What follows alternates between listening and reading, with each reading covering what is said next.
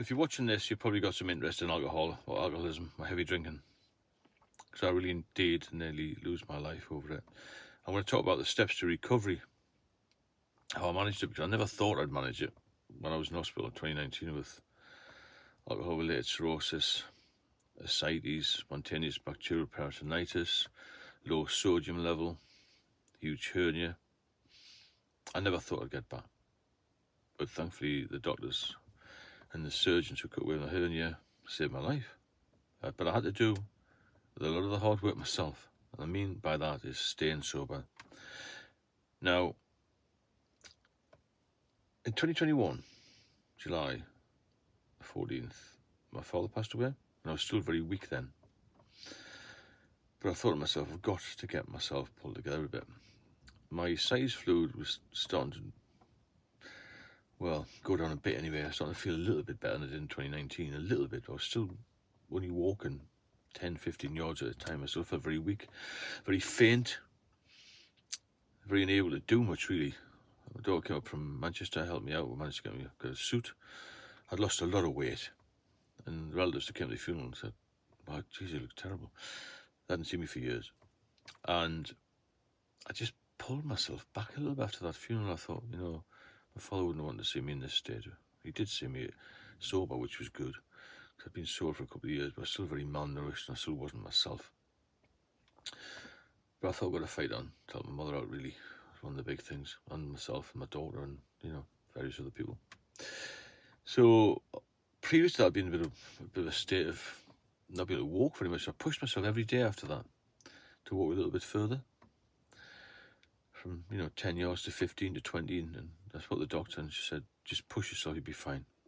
I kept thinking I'm going to fall over. You see, they don't get your muscles moving, get them stronger again, and eat properly. You must eat properly. Not too much salt, not too much sugar. It's fairly common sense of the food, but if you haven't eaten properly for years and years, it's hard to get back on a decent diet. So I got myself really bulked up with plenty of protein and salads and this sort of thing, and lots of water. It's a good cleanser as well. And the most important thing for me was actually getting outside and trying to push myself along a bit. If you don't get out and you don't eat, then you've got problems. I once heard a doctor mention, if you're very ill, you've got to do two things and you don't want to do them. And the two things you don't want to do when you're ill is to move around and eat. But then these two things that will save your life. You've got to move around and you've got to eat. So I started to schedule a bit of a diary, a diet diary really, of having plenty of protein, as I said, and plenty of fruit and veg, and it made a massive difference to that. And also the getting out. And then I remember I hadn't been out anywhere over COVID or anything, so I've been in hospital over COVID most of the time, and I managed to get a taxi down into a local town. I went fishing, which I used to do as a kid.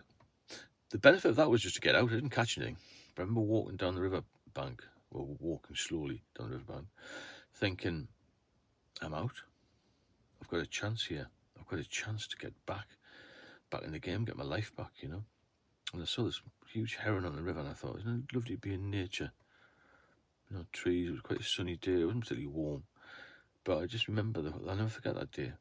I knew I couldn't sit down in the grass. I wouldn't get up again, so I managed to sit on a park bench. I didn't catch anything. I just put the rod in the water, the line in the water. It was just a question of getting out. I hadn't been out for years, really. The only time I'd got out in the past sort of 7 or 8 years had been taxi from my flat to the off license or to a pub, and the feeling of freedom was immense. And that sort of spurred me on to get a little bit stronger. So I was still staying with my mother at the time. I did that for a few months. Every day I would get a taxi down and just do a little bit more outside. And people used to come along and speak to me. I thought, God, people are speaking to me. I've been so isolated in the hospital or with my parents for the 2.5 years. And I thought, God, I'm back. I'm a person. I can get myself, get my well-being back, just feel better. And that was one of the big motivators for me. So I just thought, well, I've got a chance here. Just rest, eat the right foods, do the best exercise I can, and do what this consultant told me to do. She saved my life, this woman, at the Freeman Hospital in Newcastle, which is a specialist liver hospital. I think there's only 7 in the country. She told me exactly what to do. And now I say, how come I've got back to such health? And he said, because you did exactly what I told you to do. So I started to exercise a bit more, get out a little bit more, and mentally just try and feel strong, if that makes sense, because you can get very down, you get very depressed with all these illnesses you get and all the problems you have with alcohol and the weaknesses you've had and the feeling of withdrawal and just a constant battle with alcohol when you're an alcoholic. It never leaves you. It's 24/7. Even now when I'm sober, it's still a battle, because every day I think, I wonder what it's like just to have that one. But that one could kill me, because that first drink will cause most of the damage, or all of the damage in some cases, and you might never come out of hospital again. My next visit, if I had one, through alcohol would be my last, without a doubt. Because I didn't realise, but I do now, if you relapse, and you relapse, and you relapse, it gets worse every single time. And when I spoke to one of the doctors in 2019, I'd been off a couple of periods, as I said, one was for 8 years. I said, did that 8-year period help me? So regenerate my liver? He said, no, because as soon as you went back in it, you were back to square one again and further behind yourself. That's the thing with relapse. You've got to focus on not relapsing, staying sober. So that was part of my recovery as well. Stay sober, stay sober, stay sober. I was in my head all the time. Don't go in the pub. I used to walk past the pub sometimes when I'd been fishing there. I wonder what it's like just to go for one. When I was having what I thought was having a good time. The fear of missing out is massive. You've got to get rid of that out of your head and think, this is a new chapter in my life. I'm healthy. I'm not tied to alcohol anymore. It's going to be there because it was part of my life. It was a massive part of my life, my social life, even my work life. After we finished work, we used to go drinking. My days off, I used to drink. On my holidays, I used to drink. It was all the time. I had a partner who didn't drink. No wonder the marriage didn't last. However, that's another subject, isn't it? But you've got to think to yourself, I can beat this. I can recover. But it's a full-time job to focus on, recovery from it.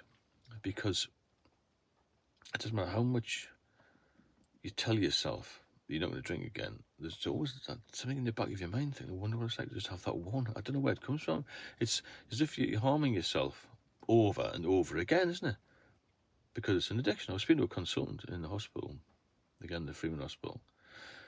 He was a liver transplant surgeon. And he said it's amazing the amount of people who will drink after they've had a transplant. And he put it down, what he said to me was, his words were power of addiction. And that's where it comes from. So, you really have to push yourself to get there. And you will get there if you focus enough. It's all about focus. It's all about accountability as well. Don't let yourself down. And really, like I said, a new chapter, new beginning, a new person. Or back to the old person you were before you started drinking heavily, basically. You can do it. If you need any help, get in touch with me, and I'll speak to you soon.